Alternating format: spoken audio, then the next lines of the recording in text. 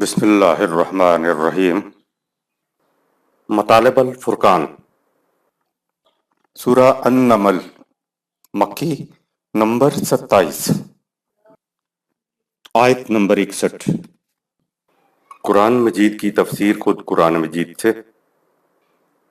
از علامہ غلام احمد پرویز صاحب، اخذ و تلخیص محمد اکبر دکشت بھارتواج، نظر ثانی ڈاکٹر انعام الحق۔ آیت نمبر 61۔ أَمَّنْ جَعَلَ الْأَرْضَ قَرَارًا وَجَعَلَ خِلَالَهَا أَنْهَارًا وَجَعَلَ لَهَا رَوَاسِيَ وَجَعَلَ بَيْنَ الْبَحْرَيْنِ حَاجِزًا أَإِلَٰهٌ مَّعَ اللَّهِ بل اکثرهم لا يعلمون۔ کیا وہ قابل حمد و ستائش ہیں جن کی تم خدا کو چھوڑ کر پرستش کرتے ہو، یا وہ قابل حمد و ستائش ہے جس نے زمین کو نہایت عمدہ ٹھکانہ بنایا اور اس کے اندر دریا بہا دیے اور اس کے اندر بلند پہاڑ کھڑے کر دیے اور دریاؤں کے پانی کے درمیان روک پیدا کر دی۔ سورہ 25 آیت نمبر 53۔ کیا اس سارے نظام میں خدا کے سوا کسی اور کے قوانین بھی شریک ہیں؟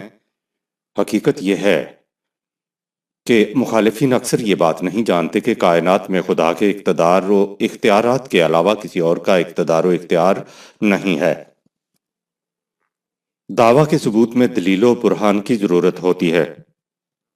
بارش کا برسنا، نباتات کا اگنا، نہروں کا بہنا اور اجناس کا پیدا ہونا ہمارے ہاں عام مشاہدے میں ہے۔ اس کے علاوہ ستاروں کی دنیا، کروں کی دنیا، ارض کی مختلف خصوصیات کا ذکر ہوا ہے۔ اور پھر یہ چیز کہ تخلیق ارض و سما کی ابتدا کیسے ہوئی، کن کن مراحل میں سے گزرتی ہوئی یہاں تک پہنچی۔ ہر آیت کے بعد کہا کہ کیا خدا کے ساتھ کوئی اور صاحب اقتدار بھی ہو سکتا ہے جو یہ کچھ کر سکے۔ بارشیں، نباتات اور نہریں ہمارے نزدیک اللہ کی بڑی نعمتیں ہیں، اور کہہ دیتے ہیں کہ یا اللہ تیرا شکر ہے تو نے یہ سب کچھ دیا، اور الحمدللہ کہہ کر آگے بڑھ جاتے ہیں۔ ان چیزوں کا کوئی اثر ہمارے قلب و دماغ پر نہیں ہوتا۔ اکثر لوگوں کے ذہن میں یہ آتا ہے کہ کیا یہ قرآن واقعی خدا کی نازل کردہ کتاب ہے، اور سوال ذہن میں آنا بھی چاہیے۔ قرآن اپنے دعاوی میں سے کسی ایک کو بھی بغیر ثبوت کے، بغیر دلیل کے نہیں منواتا۔ اسی طرح وہ انسانوں سے بھی کہتا ہے کہ دلیل پیش کرو۔ سورہ 27 آیت نمبر 64۔ قرآن تو اس ایمان کو ایمان ہی نہیں سمجھتا جو دلیل و برہان اور علم و بصیرت کے اوپر مبنی نہ ہو۔ اسی طرح وہ کہتا ہے کہ اگر تمہیں ہمارے کسی فرمان کے بارے میں شک ہو تو اپنے شک کی تائید میں دلیل لاؤ۔ ہم مانتے چلے آ رہے ہیں کہ قرآن خدا کا کلام ہے، لیکن کبھی اس کے ثبوت کے بارے میں نہیں سوچا کہ واقعی یہ خدا کی کتاب ہے۔ ہم ایمان کی روح سے مانتے ہیں کہ قرآن خدا کی کتاب ہے۔ سوچئے، کیا ہمارے پاس اس کے لیے کوئی دلیل ہے، کوئی ثبوت ہے؟ دوسروں کو قائل کرنا تو ایک طرف، کیا ہم اپنے آپ کو بھی دلیل و برہان سے اطمینان دلا سکتے ہیں؟ قرآن کے متعلق من جانب اللہ ہونے کا ثبوت فراہم کرنے کا قرآن خود طریقہ بتاتا ہے۔ اس نے خود طریقہ بتایا ہے کہ سنریہم آیاتنا فی الآفاق وفی انفسہم حتی یتبین لہم انہ الحق، سورہ 41 آیت نمبر 53۔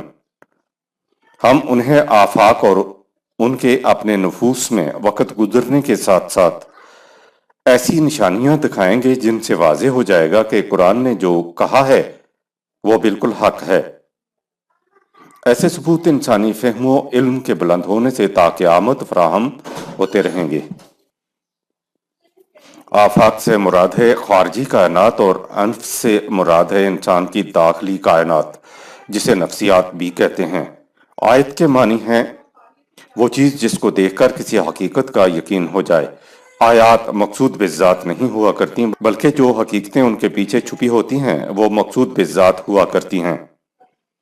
قرآن اپنے من جانب اللہ ہونے کی نشانی یہ بتا رہا ہے کہ خارجی کائنات यूनिवर्स और खुद इंसानों की नफसियाती जिंदगियों में हम अपनी निशानियां दिखाते जाएंगे, और हर निशानी जो सामने आएगी वो इस बात का सबूत फराहम करेगी कि कुरान वाकई खुदा की किताब है।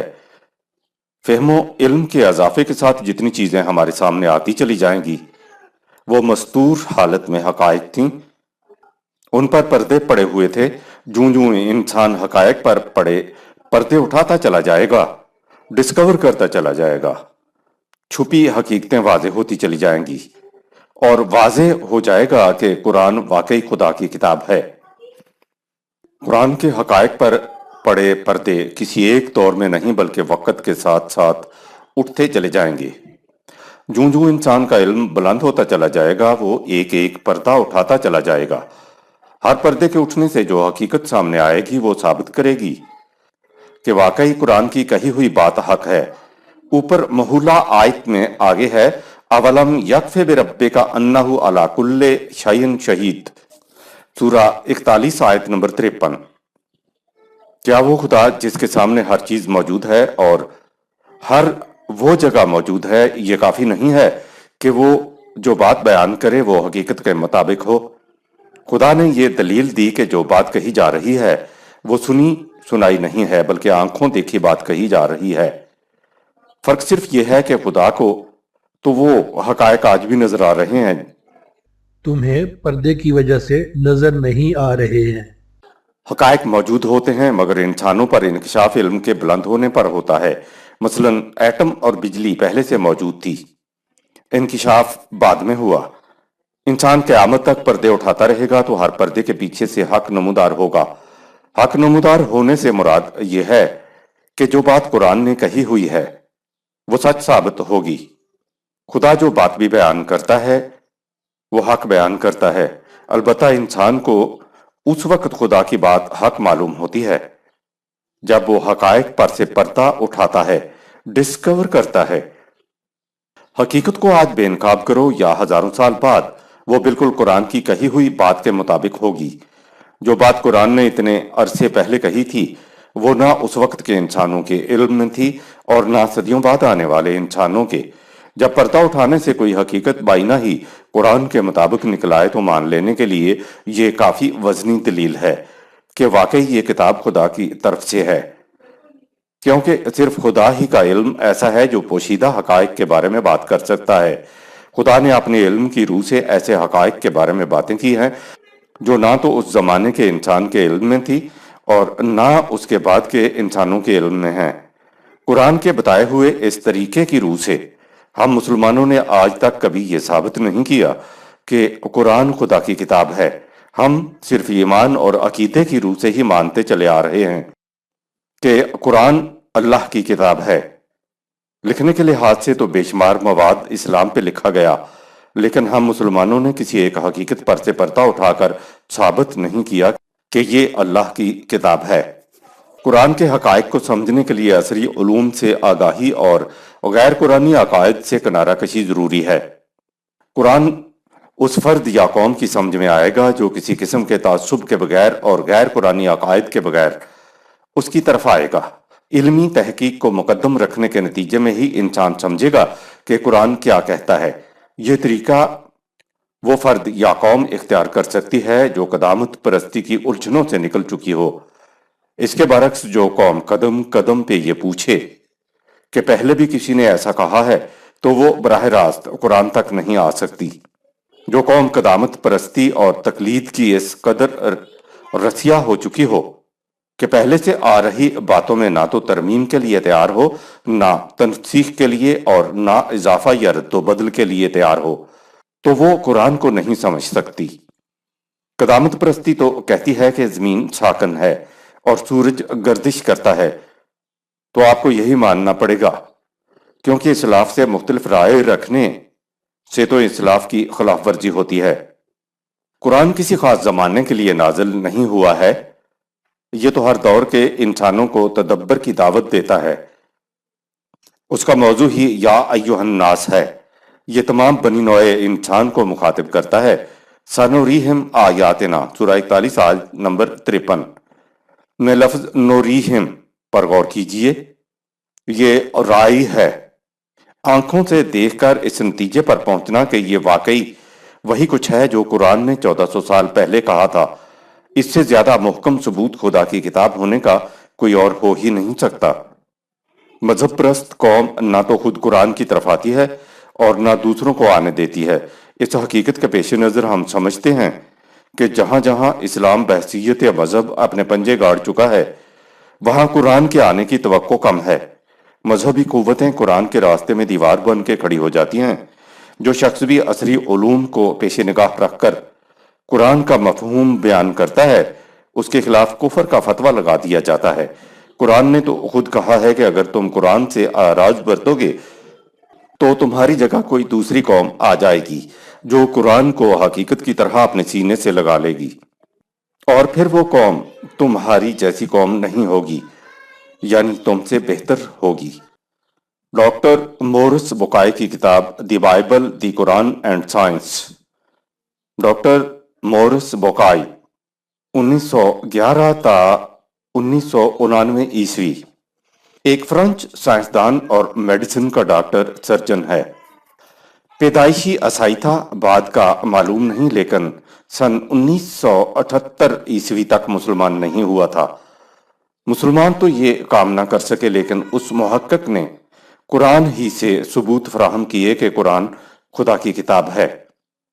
اس کی کتاب کے قرآن سے متعلق حصے اختصار کے ساتھ پیش کیے جاتے ہیں۔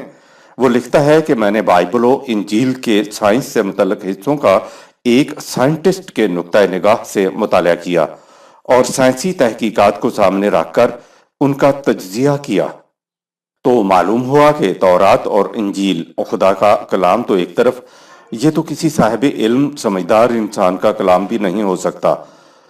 میرے ذہن میں آیا کہ یہ جو کہا جاتا ہے کہ یہ خدا کی کتاب ہے، خدا کا کلام ہے، تو یہ یوں ہی ایک افسانہ ہے جسے آنکھیں بند کر کے مانا جاتا ہے۔ اس کے بعد میرے ذہن میں آیا کہ عیسائیت اور یہودیت کی طرح اسلام بھی، جسے میں نہیں مانتا، لیکن یہ بھی اپنے پاس خدا کا کلام رکھنے کا دعویٰ کرتا ہے۔ اس کو دیکھوں کہ یہاں کیا معاملہ ہے۔ میں نے چھلکتی نگاہ سے دیکھا تو اس میں مجھے چمک نظر آئی۔ میں نے قرآن کے تراجم اور تفاسیر پڑھی تو ان میں اختلافات پائے، کہیں مجھے بجلیوں جیسی چمک نظر آتی تو کہیں پستی جو انسانی فکر سے بھی نیچے چلی جاتی۔ سوچا کہ اگر قرآن کسی سمجھدار انسان کا بھی کلام ہے تو وہ بلند چیزوں کے ساتھ پست باتیں تو نہیں کر سکتا۔ مجھے احساس ہوا کہ یہ تو میں مترجم کے خیالات کا مطالعہ کر رہا ہوں، اس سے تو اصل حقیقت میرے سامنے نہیں آئے گی۔ میں عربوں کے ہاں گیا، بدو قبائل میں سالہ سال رہ کر عربی زبان سیکھی اور پھر قرآن کے ان حصوں کا مطالعہ کیا جو سائنس سے متعلق ہیں۔ ہمارے ہاں کروڑ در کروڑ مسلمان نہایت عزت و احترام کے ساتھ ساری عمر قرآن کریم کو ناظرہ ہی پڑھتے رہتے ہیں۔ رمضان میں اس کو نمازیوں کو سنایا جاتا ہے، نہ آگے کھڑا ہوا حافظ سمجھتا ہے اور نہ پیچھے کھڑے نمازی، بس تصور یہ ہوتا ہے کہ اس طرح سے ثواب ملے گا۔ ہم میں سے جو زیادہ جوش میں آتا ہے وہ ترجمہ پڑھ لیتا ہے۔ مورس بوکائے کہتا ہے کہ عربی سیکھنے کے بعد مجھے اس بات کی جستجو ہوئی کہ یہ کتاب قرآن جو میرے سامنے ہے کیا وہی ہے جسے محمد صلی اللہ علیہ وسلم نے دیا، یا وقت گزرنے کے ساتھ راستے میں لوگوں نے اس میں کچھ ملا تو نہیں دیا۔ یہ خدا کی کتاب ہے تو میں اس بات کی تحقیق کر کے ہی مانوں گا۔ اپنی تحقیق کے نتیجے میں مورس بوکائے کے مسلمانوں کے متعلق تاثرات، وہ کہتا ہے کہ میں اپنی تحقیق کے بعد اس نتیجے پر پہنچا کہ جو کتاب قرآن میرے سامنے ہے یہ لفظ بلفظ وہی ہے جو محمد صلی اللہ علیہ وسلم نے دی تھی۔ وہ کہتا ہے کہ اے دنیا کے مسلمانوں، مغرب کے مستشرقین نے ایک سازش کے تحت اسلام کو محمڈنزم کہا اور تمہیں محمڈنز کہا۔ ایسا کرنے سے انہوں نے تمہارے دین کی نسبت خدا سے کاٹ کر محمد صلی اللہ علیہ وسلم سے ملا دی۔ وقت گزرنے پر مسلمانوں کا زیادہ سے زیادہ ذہن یہیں تک پہنچے گا کہ وہ ایک پیغمبر یا عرب میں ایک شخص تھا، اس نے یوں کیا تھا، اور خدا بیچ سے کٹ جائے گا۔ پچھلے دور کی جتنی کتابیں ہیں ان میں مسلمانوں کو محمدن ہی لکھا جاتا تھا۔ وہ کہتا ہے کہ اس بات سے مسلمانوں کو نکلنا چاہیے کیونکہ دین اللہ کی طرف سے ہوتا ہے۔ رسول تو محض اللہ کے پیغام کو پہنچانے والا ہوتا ہے۔ ہمارے ہاں پاکستان میں بھی نظام خداوندی کی بجائے نظام مصطفیٰ کی اصطلاح استعمال ہوئی تھی۔ یہ دین محمدی نہیں ہے، بلکہ یہ تو دین اللہ ہے۔ قرآن الحکیم کو سمجھنے کے لیے مورس بوکائے نے چند اصولوں کو ضروری قرار دیا۔ وہ کہتا ہے کہ پہلی چیز تو محاورہ عرب ہے۔ عرب قرآن کے لفظ کہ نزول قرآن کے وقت کیا مفہوم لیتے تھے۔ دوسری چیز یہ ہے کہ قرآن میں ایک موضوع پر جو کچھ آیا ہے وہ ایک جگہ کی بجائے مختلف مقامات پر بکھرا ہوا ہے، لہٰذا کسی آیت کا مفہوم لیتے وقت محاورہ عرب اور ایک موضوع پر بکھرے ہوئے تمام مقامات سامنے ہونا چاہیے۔ تیسری چیز وہ کہتا ہے کہ عربی زبان کا ایک ایک مادہ بڑے وسیع معنی رکھتا ہے۔ وہ کہتا ہے کہ انسانی زندگی کا تعلق مختلف گوشوں سے ہے، کہیں اکنامکس سے تو کہیں اقتصادیات سے، کہیں معاشرت سے تو کہیں سیاست سے، کہیں علوم سائنس سے تو کہیں تاریخ سے۔ قرآن فہمی کے لیے ان علوم پر عبور حاصل کرنا ضروری ہے۔ ظاہر ہے کہ تمام علوم پر عبور حاصل کرنا ایک شخص کے لیے ممکن نہیں، اس لیے جدید علوم کے ماہرین کی کمیٹی کا یہ کام ہوگا کہ وہ قرآن کا مفہوم متعین کرے۔ وہ کہتا ہے کہ ایک ہی مادہ روٹ سے بنے الفاظ جو قرآن مختلف علوم کے اندر لاتا ہے، اس خاص علم کی جو اصطلاحات ہیں، اسی مادہ سے اس اصطلاح میں بھی معنی آپ کو مل جاتے ہیں۔ وہ کہتا ہے کہ یہ بات بڑی غلط ہے کہ ہم ایک علم کے دائرے کے اندر کسی ایک لفظ کا جو مفہوم لیں وہ تمام علوم میں لیتے چلے جائیں۔ ہم جانتے ہیں کہ انگریزی کا ایک لفظ اکنامکس میں کچھ اور معنی دیتا ہے، تاریخ میں کچھ اور معنی دیتا ہے اور معاشرت میں کچھ اور معنی دیتا ہے، حالانکہ وہ ایک ہی اصطلاح ہوتی ہے۔ مثلا آپ اکاؤنٹ کو دیکھیں کہ اکاؤنٹیبلٹی کیا ہوتی ہے، بینک والا اکاؤنٹ کیا ہوتا ہے، اکاؤنٹ فار کیا ہوتا ہے، اور آن اکاؤنٹ آف کیا ہوتا ہے۔ یہ بات مورس بوکائے نے سمجھائی کہ عربی مفردات مادوں کے جو معنی آپ ایک علم کے ضمن میں لیں تو ہر جگہ ان الفاظ کے وہی معنی نہ لیتے چلے جائیں۔ وہ کہتا ہے کہ ہر علم میں اس کے لیے اس علم کی اصطلاح ہوگی، لیکن شرط یہ ہے کہ آپ لفظ کے مادے کی بنیادی معنی سے نہ ہٹیں۔ اگر آپ لفظ کے مادہ روٹ کے بنیادی معنی سے ہٹ گئے تو یہ قرآن کے اندر تحریف ہوگی، اور اگر آپ مادہ کے بنیادی معنی کے مطابق رہیں گے تو یہ قرآن کے مطابق ہوگا۔ مورس بوکائے کے نزدیک کسی دور میں کیے گئے تراجم و تفاسیر ابدی نہیں ہو سکتی۔ وہ کہتا ہے کہ سابقہ دور کے تراجم و تفاسیر میں تنسیخ نہیں کرتا، میں ان پر تنقید بھی نہیں کرتا، کیونکہ وہ لوگ اپنے علم و فہم سے بلند کوئی چیز بیان ہی نہیں کر سکتے تھے۔ اس زمانے میں علم انسانی اتنا بلند ہوا ہی نہیں تھا، لہٰذا وہ صرف اپنے علم کے مطابق ہی کچھ بیان کر سکتے تھے۔ اس میں سابقہ علماء کا نقص نہیں ہے، بلکہ جو کچھ انہوں نے بیان کیا ہے وہ انسانی علم کی سطح کی وجہ سے بیان ہوا، لیکن اب علم انسانی کی سطح کافی بلند ہو چکی ہے، لہٰذا یہ کس طرح ممکن ہے کہ ہم سابقہ علماء کی ذہنی سطح کے پابند رہیں؟ یہ غلط ہے۔ وہ اس بات کا اعتراف کرتا ہے کہ جو کچھ میں آج کہوں گا وہ نظریات ہوں گے، مسلمات A priori. نہیں ہوں گے۔ سائنس میں نظریات تھیوریز ہوتی ہیں، وہ ابھی ثابت نہیں ہوئی ہوتی، یعنی پایہ ثبوت تک نہیں پہنچی ہوتی۔ نظریات عرصہ گزرنے پر یا تو مسترد ہو جاتے ہیں یا پایہ ثبوت تک پہنچ کر مسلمات بن جاتے ہیں۔ وہ کہتا ہے کہ میں نظریات کی بجائے مسلمات پر، یعنی ثابت ہو چکے سائنٹیفک علوم پر جو کلیہ کی حیثیت اختیار کر چکے ہیں، قرآن کی آیات کو پرکھوں گا، کیونکہ قرآن نظریات سے آگے جاتا ہے۔ آگے جب ہم پرکھیں گے تو واضح ہو جائے گا کہ واقعی 1400 سال پہلے کا قرآن کا بیان آج کی اس تحقیق کے مطابق ہے جو مسلمات تسلیم کر لی گئی ہیں۔ وہ آج کے دور کے تراجم و تفاسیر میں غلطیوں کی وجہ یہ بتاتا ہے کہ ہم سابقہ تراجم و تفاسیر سے بندھے ہوئے ہیں۔ سابقہ دور میں جب ابھی انسانی علم اتنا بلند نہیں ہوا تھا تو ان کے پاس معقول عذر تھا کہ وہ اس سے زیادہ نہیں سمجھ سکے۔ علوم سائنس کے انکشافات کا شکریہ کہ اس نے ہمیں قرآن سمجھنے کی توفیق عطا کر دی۔ ان کی کتاب سے چند مثالیں پیش کی جاتی ہیں۔ نمبر 1، کائناتی کروں سے متعلق بیان۔ وَهُوَ الَّذِي خَلَقَ اللَّيْلَ وَالنَّهَارَ وَالشَّمْسَ وَالْقَمَرَ كُلٌّ فِي فَلَكٍ يَسْبَحُونَ۔ سورہ 21 آیت نمبر 33۔ سائنسی انکشافات سے قبل اس آیت کا ترجمہ کیا جاتا تھا، اللہ وہ ہے جس نے رات اور دن، چاند اور سورج اور باقی سب کو تخلیق کیا، یہ سب اپنے اپنے گھر میں پھر رہے ہیں۔ مورس بکائے اس آیت سے دو الفاظ لیتا ہے۔ اے فلکن، اس کے معنی وہ مدار، آربٹ متعین کرتا ہے، یعنی وہ سیکٹر یا ایریا جس کے اندر ایک کرہ محدود رہتا ہے۔ وہ کہتا ہے کہ چاند، سورج اور دیگر سیارے اور ستارے تمام اپنے اپنے مدار، آربٹ کے اندر گردش کر رہے ہیں۔ فلکن، فلک کے معنی وہ راستہ ہے، وہ آربٹ ہے جس کے اندر کرہ پھر رہا ہے، محو گردش ہے۔ قرآن 1400 سال پہلے یہ بات کہہ رہا ہے، جب ابھی کروں کا تصور بھی نہیں تھا، کم از کم زمین کو تو ساکن ہی مانا جاتا تھا۔ قرآن کہہ رہا ہے کہ ان میں سے ہر کرہ اپنے مدار کے اندر گردش کر رہا ہے۔ بی، یسبحون، اس لفظ کا مادہ سین بے ہے، سبحہ ہے۔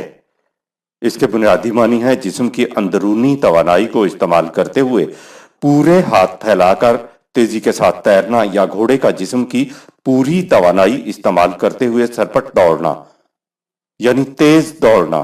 مورس بکائے کہتا ہے کہ کسی چیز کو متحرک کرنے کے لیے باہر سے توانائی کی ضرورت ہوتی ہے، جیسے انجن پر چڑھے پٹے کو جب انجن گھماتا ہے تو گاڑی چلنے لگتی ہے۔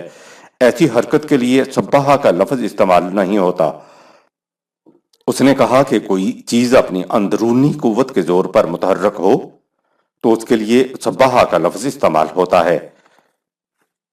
پانی میں تیرنے والے کو کوئی باہر سے دھکا نہیں دیتا، وہ اپنے اندر کی قوت کے زور پر تیر رہا ہوتا ہے۔ اسی طرح گھوڑا دوڑ رہا ہو تو کوئی اس کو آگے یا پیچھے سے حرکت نہیں دیتا، وہ اپنے جسم کی توانائی کے زور پر دوڑ رہا ہوتا ہے۔ وہ کہتا ہے کہ جو حرکت جسم کی اندرونی قوت کے زور پر ہو اس کو سبحہ کہتے ہیں۔ یہ بات قرآن نے 1400 سال پہلے کہی۔ آج سائنس انکشاف کر رہی ہے کہ کرے اپنی اندرونی قوت کے زور پر محو گردش ہیں۔ یہ لکھنے کے بعد وہ کہتا ہے کہ اے دنیا کے دانشورو، بتاؤ 1400 سال قبل کون اس لفظ کو استعمال کر سکتا تھا؟ کیا کسی انسان کے ذہن میں یہ بات آ سکتی تھی؟ اگر یہ بات کہنے والا خدا نہیں ہے تو وہ کون ہے؟ اس زمانے میں یہ بات کسی کے ذہن میں نہیں آ سکتی تھی کہ کرے اپنے زور درون سے محو گردش ہیں۔ یہ آج سائنس انکشاف کر رہی ہے کہ کروں کے اندر توانائی ہے جس کے زور پر یہ متحرک ہیں۔ عربی زبان میں اگر کسی چیز کو کوئی دوسرا متحرک کرے تو اس کے لیے الگ لفظ ہے، اور جو خود اپنی قوت کے زور پر متحرک ہو اس کے لیے الگ لفظ سبحہ ہے۔ مورس بکائے کہتا ہے کہ یہ بات صرف وہی کہہ سکتا تھا جسے 1400 سال قبل کروں کے اس طرح متحرک ہونے کا علم ہوتا۔ تو بتاؤ اے دنیا کے دانشورو، یہ بات خدا کے سوا اور کون کہہ سکتا تھا؟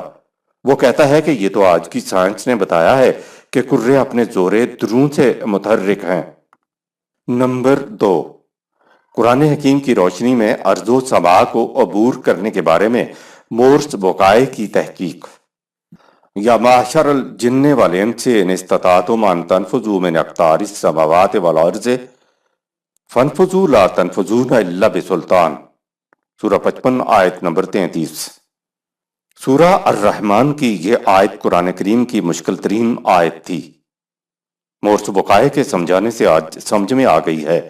عام ترجمہ تو یہی ہے کہ اے جنوں اور انسانوں کے گروہوں، اگر تم سے ہو سکے تو آسمانوں اور زمین کے کناروں سے نکل بھاگو، تم نہیں نکل سکتے سوائے سلطان یعنی سند کے۔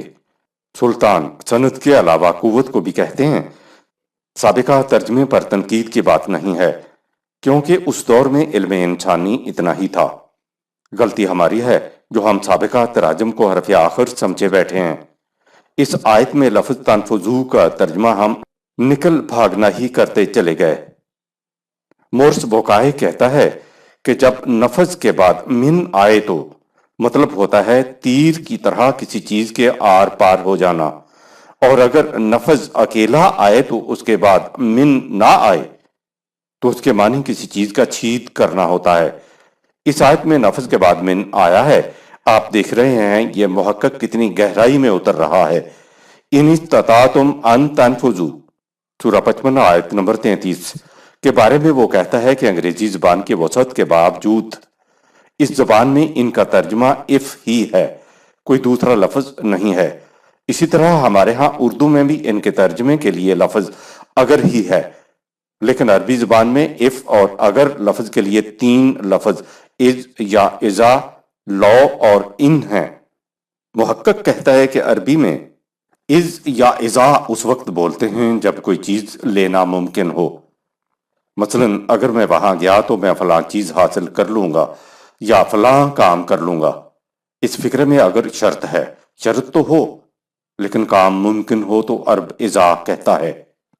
ان، جب وہ چیز یا کام اس شخص کے لیے ممکن ہو جو کہہ رہا ہے تو عرب ان استعمال کرتے ہیں، بشرطے کہ چیز حاصل کرنے یا کام ہو جانے کا ایسا امکان ہو کہ وہ کسی ایک وقت میں تو کسی ایک کے لیے حاصل کرنا یا کام کر لینا ممکن نہ ہو، لیکن دوسرے وقت میں وہ اس کے لیے ممکن ہو جائے۔ جب ایسی صورتحال ہو تو عرب ان استعمال کرتے ہیں۔ لو، اگر ایسی صورتحال ہو کہ چیز کا حاصل کرنا یا کام کرنا ممکن ہی نہ ہو تو عرب لو استعمال کرے گا۔ ان کے سلسلہ میں مورس بوکائے راکٹ کو بطور شہادت پیش کرتا ہے۔ مورس بوکائے کہتا ہے کہ اس آیت میں ان استطاعتم آیا ہوا ہے کہ اگر تم میں استطاعت ہو، اگر تم یہ کر سکتے ہو تو کرو۔ سوال یہ کہ یہاں ان کیوں آیا ہے؟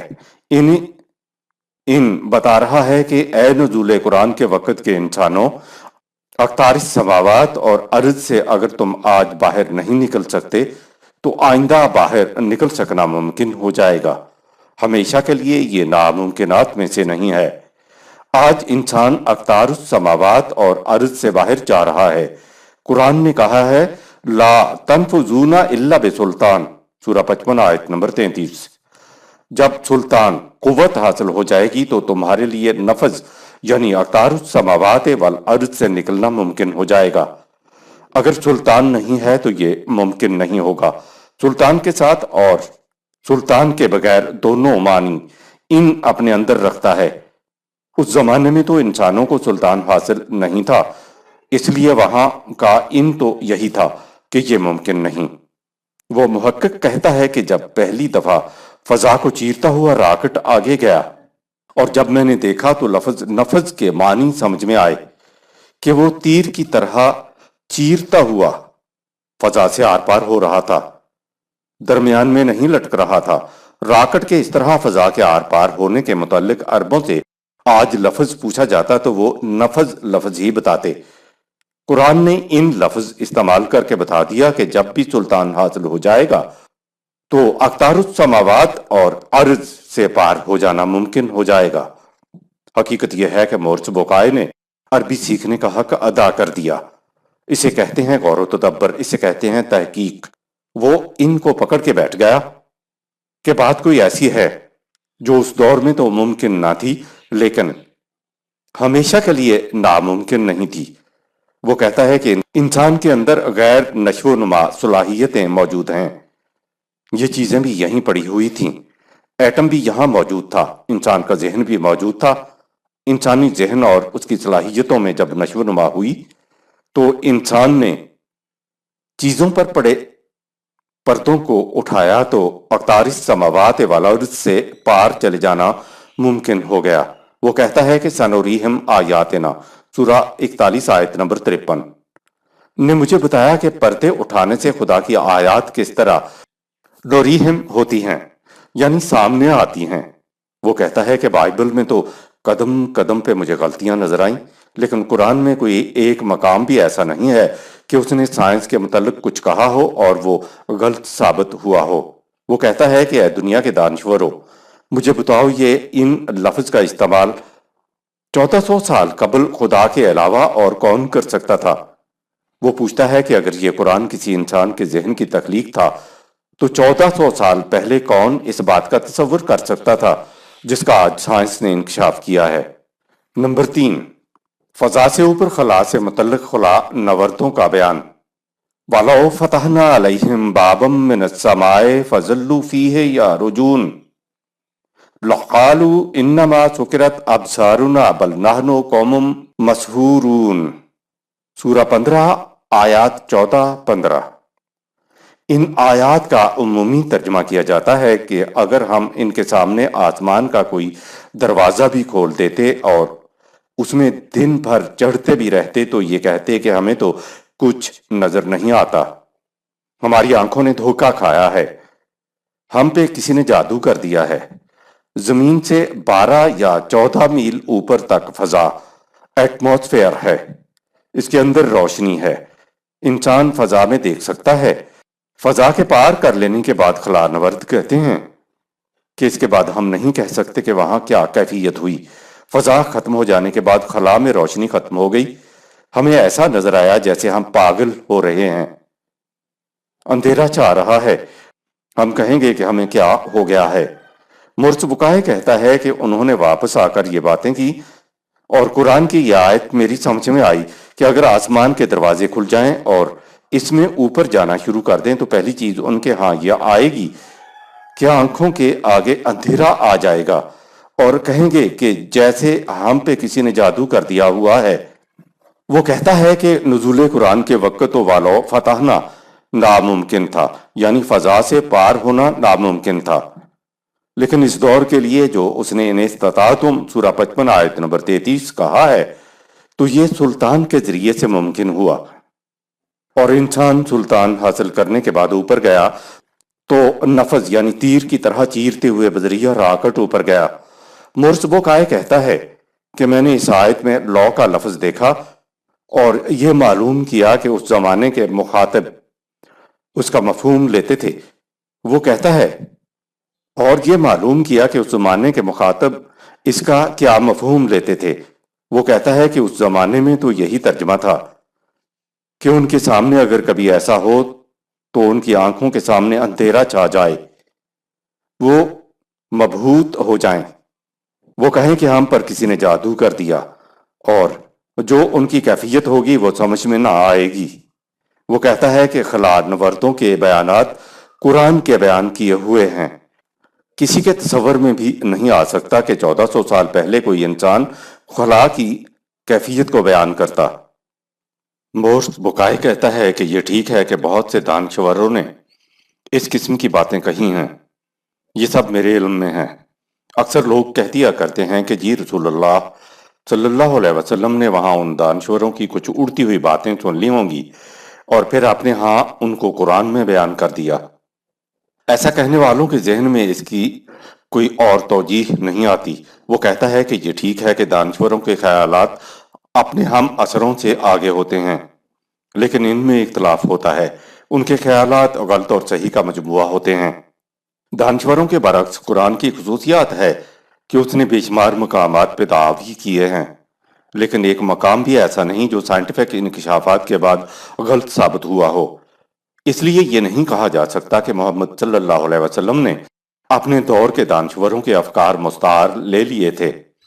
اگر وہ ایسا کرتے تو اس میں غلط اور صحیح دونوں باتیں ہوتیں۔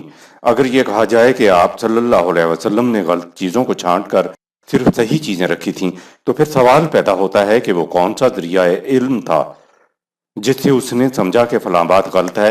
اس دور میں تو کسی بڑے سے بڑے محقق نے بھی دانشوروں کی باتوں کو غلط نہیں کہا تھا۔ وہ کہتا ہے کہ صرف انسانی فکر سے ماورا سرچشمہ علم ہی صحیح کو صحیح اور غلط کو غلط کہہ سکتا تھا۔ سائنس سے متعلق ہر مقام کی تحقیق کے بعد وہ وجد میں آ جاتا ہے اور بے ساختہ کہتا ہے کہ اے دنیا کے دانشوروں، خدا کے لیے مجھے بتاؤ کہ کوئی انسانی ذہن اس دور میں یہ بات کہہ سکتا تھا۔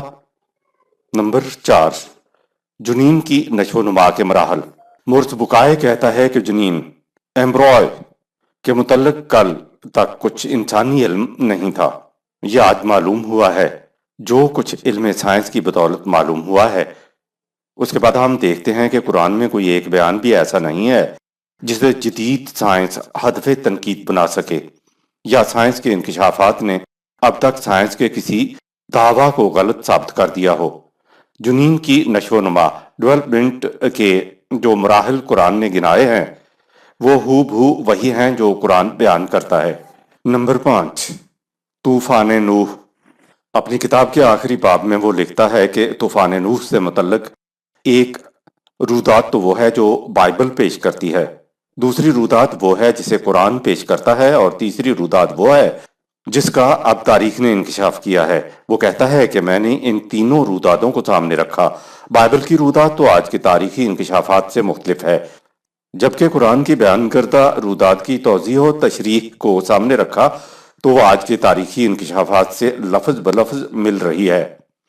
جب بھی کسی دور میں انکشافات حقیقت ہوگی وہ قرآن کی تائید کرے گی، کیونکہ قرآن میں صرف اور صرف حقائق کا ذکر ہے جو 1400 سال پہلے بیان کر دیے گئے تھے۔ قرآن کی تائید میں ہر انکشاف حقیقت پر انسان پکار اٹھے گا کہ یہ کسی انسان کا کلام نہیں ہو سکتا۔ جس کسی کے دل میں یہ خیال اٹھے کہ آیا یہ قرآن محمد صلی اللہ علیہ وسلم کی اپنی فکر کی تخلیق ہے یا یہ خدا کی کتاب ہے، تو ہم اس سے کہیں گے کہ اس کا جواب مسلمانوں سے نہ پوچھو، کیونکہ کہا جائے گا کہ مسلمانوں کا تو اس کتاب پر ایمان ہے۔ پوچھنا ہے تو غیر مسلم مورس بوقائے سے پوچھو، جو اپنی بیلاگ تحقیق کے نتیجے میں ہر تحقیق کے بعد دہراتا ہے اور کہتا ہے کہ دنیا کے دانشورو، مجھے یہ بتاؤ کہ اس دور میں کوئی انسان یہ بات کہہ سکتا تھا، اور اگر نہیں کہہ سکتا تھا تو پھر کیا یہ ماننے میں کوئی تعامل ہو سکتا ہے کہ اس کا سرچشمہ انسانی فکر سے ماورا ہے؟ جو قوم بھی اس طرح غور و تدبر سے قرآن کو سمجھے گی وہی قوم دنیا میں نظام خداوندی کو قائم کر سکے گی۔ مورس بوقائے کا مسلمانوں کو مشورہ۔ وہ کہتا ہے کہ مجھ میں خیال پیدا ہوا کہ مسلمانوں کو کیا ہو گیا ہے کہ قرآن جیسی کتاب اپنے پاس رکھنے کے باوجود توہم پرستیوں کے اندر کھرے چلے آ رہے ہیں، اور ان کے ہاں کے علماء، مفسرین اور محدثین تواتر سے لکھتے چلے آ رہے ہیں، جنہیں یہ لوگ مانتے بھی چلے آ رہے ہیں۔ مجھے یہ بات سمجھ میں نہیں آتی تھی کہ ان کے ساتھ یہ کیا معاملہ ہوا۔ پھر میں نے تحقیق کرنا شروع کر دی۔ وہ کہتا ہے کہ ہمارے عیسائیوں کے پاس بائبل ہے، لیکن دعویٰ کے باوجود وہ خدا کی کتاب نہیں رہی ہے، وہ صرف انسانوں کی لکھی ہوئی کہانیاں رہ گئی ہیں، لیکن ہم عیسائیوں نے اسے خدا کی کتاب سمجھا ہوا ہے۔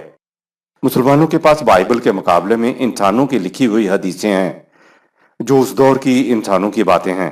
وہ کہتا ہے کہ انسانوں کی باتوں کو انسانوں کی باتیں ہی رہنے دیا جاتا تو کوئی بات نہ تھی، لیکن مسلمانوں نے عیسائیوں کی طرح انسانوں کی باتوں کو خدا کے رسول کی طرف منسوب کر کے اور ان کو وہی مثلہ معہو کہہ کر خدا کی باتیں سمجھ لیا۔ نتیجہ یہ ہوا کہ آنکھیں بند کر کے مانتے چلے آئے۔ وہ کہتا ہے کہ جب ہم عیسائیوں نے تحقیق کی تو بائبل کی کہانیوں کا سرے سے انکار کر دیا۔ وہ کہتا ہے کہ مسلمانوں کے ہاں یہی حیثیت حدیثوں کی ہے۔ وہ حدیثوں سے مثال لاتا ہے اور کہتا ہے کہ دیکھیے یہ حدیث ہے اور یہ سائنس کے انکشافات ہیں جو آپس میں نہیں ملتے۔ وہ کہتا ہے کہ جو کچھ مفسرین نے لکھا ہے وہ 6 7ویں صدی عیسوی میں اس دور کے اندر عام خیالات تھے، لہٰذا اس سے یہ نظر آ گیا کہ یہ ان انسانوں کی باتیں ہیں جو اس دور کی فکر سے متاثر تھے، تو انہوں نے یہ چیزیں لکھ دیں۔ وہ کہتا ہے کہ اس میں کمال یہ ہے کہ قرآن دینے والے خدا نے قرآن کو حدیثوں سے بالکل الگ رکھ دیا ہے، حدیثوں کو قرآن کے ساتھ گڑمڑ نہیں ہونے دیا۔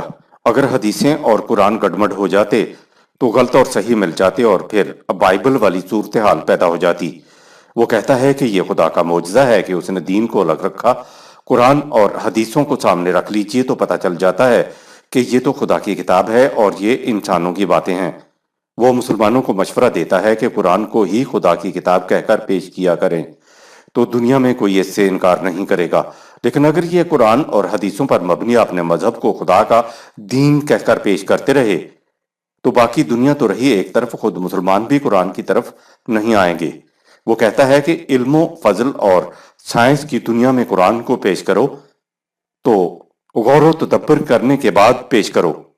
اس طرح پیش کرو گے تو دنیا کا کوئی اہل علم اس کو چیلنج نہیں کر سکے گا۔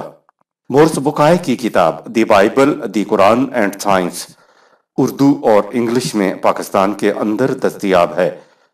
اس کو لاہور اسلامک بک سروس نے چھاپا ہے۔ ہر انسان کے لیے کتاب کا مطالعہ مفید رہے گا۔ آیت نمبر 62۔ أَمَّن يُجِيبُ الْمُضْطَرَّ إِذَا دَعَاهُ وَيَكْشِفُ السُّوءَ وَيَجْعَلُكُمْ خُلَفَاءَ الْأَرْضِ أَإِلَٰهٌ مَّعَ اللَّهِ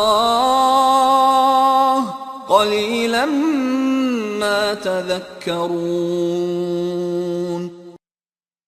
کیا وہ قابل حمد و ستائش ہیں جن کی تم خدا کو چھوڑ کر پرستش کرتے ہو، یا وہ خدا جو محتاجوں اور محکوموں کی داد رسی کرتا ہے، جب وہ اسے پکارتے ہیں تو ان کی مشکلات دور کرتا ہے، اور وہ اپنے قانون کے مطابق حکومت و مملکت عطا کر دیتا ہے۔ سورہ 24 آیت نمبر 54-55۔ تو بتاؤ کیا خدا کے قانون کے علاوہ بھی کسی کا قانون ہے جو یہ کچھ کر سکتا ہو؟ لیکن ان میں بہت تھوڑے ہیں جو اس حقیقت کو پیش نظر رکھتے ہیں۔ دعا ہمارے مذہب اسلام ہی میں نہیں، دنیا کے تمام مذاہب میں شروع سے ہی ایک لا ینحل سا معمہ بنا چلا آ رہا ہے۔ اس موضوع پر ہم سورۃ الفاتحہ کی آیت نمبر 4 کے تحت سیر حاصل بحث کر چکے ہیں، وہاں ملاحظہ فرمائیں۔ آیت نمبر 63۔ أَمَّن يَهْدِيكُمْ فِي ظُلُمَاتِ الْبَرِّ وَالْبَحْرِ وَمَن يُرْسِلُ الرِّيَاحَ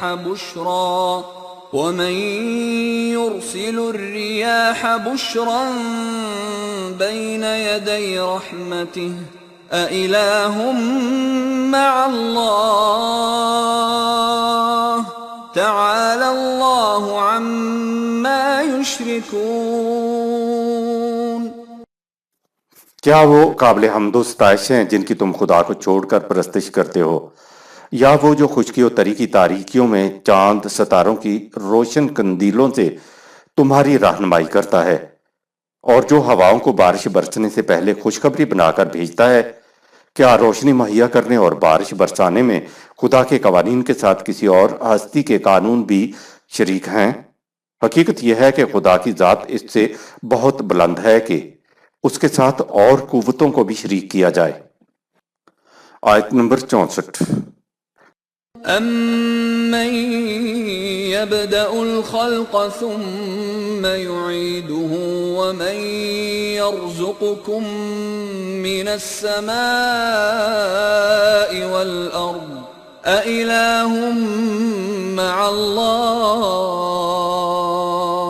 قُلْ هَاتُوا بُرْهَانَكُمْ إِن كُنتُمْ صَادِقِينَ۔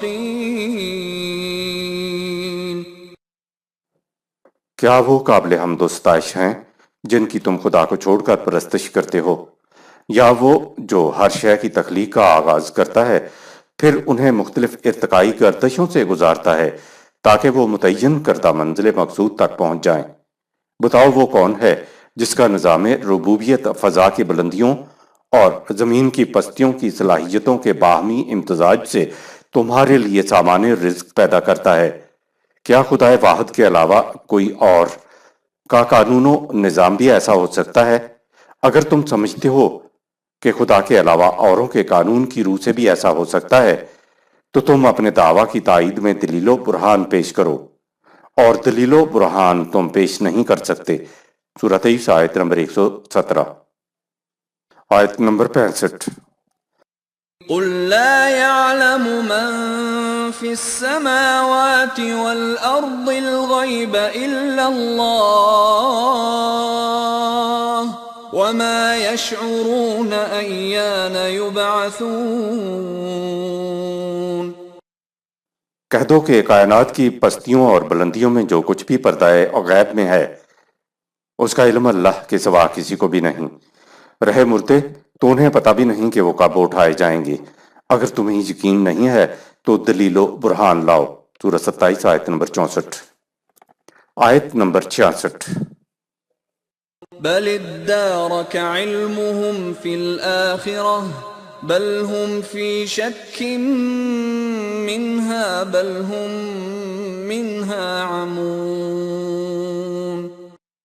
اے رسول، مخالفین اخروی زندگی کے بارے میں الجھے ہوئے ہیں، بلکہ یہ لوگ اس کے بارے میں شک میں مبتلا ہیں۔ بلکہ یہ اس کی طرف سے بالکل آنکھیں بند کیے ہوئے ہیں۔ آیت نمبر 67۔ وقال الذين كفروا أإذا كنا ترابا وآباؤنا أإنا لمخرجون۔ یہ کافر کہتے ہیں کہ جب ہم اور ہمارے آباؤ اجداد مر کر مٹی ہو جائیں گے تو کیا ہم پھر زندہ کر کے اٹھا کھڑے کیے جائیں گے۔ آیت نمبر 68۔ لقد وعدنا هذا نحن وآباؤنا من قبل إن هذا إلا أساطير الأولين۔ کافر تنزن کہتے ہیں کہ دوبارہ اٹھانے کی دھمکی ہمیں بھی دی گئی اور ہمارے آباء و اجداد کو بھی، لیکن نہ تو ہم میں سے اور نہ ہی ہم آباء و اجداد میں سے آج تک کوئی زندہ ہوا، اس لیے یہ محض اگلے وقتوں کے لوگوں کی بیان کردہ کہانیاں ہیں جو دہرائی جا رہی ہیں۔ آیت نمبر 69۔ قل سيروا في الأرض فانظروا كيف كان عاقبة المجرمين۔ ان سے کہو غلط روش زندگی کی تباہی و بربادی دیکھنی ہو تو دنیا میں چلو پھرو اور تباہ شدہ بستیوں کے کھنڈرات کو دیکھو کہ جرائم کی روش اختیار کرنے والی اقوام کا کیا انجام ہوا۔ قانون مکافات عمل کی نتیجہ خیزی کے لیے تاریخ سے گواہی۔ قرآن کا دعویٰ ہے کہ کسی انسان کا چھوٹے سے چھوٹا عمل بھی ہمارا قانون مکافات عمل بلا نتیجہ نہیں رہنے دیتا۔ جو لوگ قرآن کے اس دعوے کو تسلیم کرتے تو قرآن ان کے سامنے تاریخی شواہد کے طور پر سابقہ کی تباہی کو مثال کے طور پر پیش کرتا ہے کہ اگر تمہیں یقین نہ ہو تو دنیا میں چلو پھرو اور ان اقوام کی تباہ شدہ بستیوں کے کھنڈرات کو دیکھو تو تمہیں ہمارے قانون مکافات عمل کا ثبوت مل جائے گا کہ اس مجرمین کا اسی دنیا میں کیا حال کر دیا تھا، بجائے اس کے کہ جرائم ختم کرنے کے لیے سزائیں سخت کی جائیں۔ عوام کے ذہنوں میں خدا کے قانون مکافات عمل کے تصور کو عام کرنے سے جرائم ختم ہو سکتے ہیں۔ یہ تصور عام ہو جائے تو اگر حکومت اقدار خداوندی کے مطابق قانون نہ بھی بنائے تو بھی اقدار کی خلاف ورزی اس ایمان کے بدولت نہیں کی جائے گی، کیونکہ اقدار کی خلاف ورزی سے دنیا و آخرت میں کہیں بچت نہیں ہے۔ آیت نمبر 70۔ ولا تحزن عليهم ولا تكن في ضيق مما يمكرون۔ اے رسول، مخالفین ایمان نہیں لا رہے ہیں تو اس سے افسردہ خاطر مت ہو اور نہ ان کی ان تدابیر و سازشوں سے فکر مند ہو جو یہ تیرے اور تیرے مشن کے خلاف چل رہے ہیں۔ صدق اللہ العظیم۔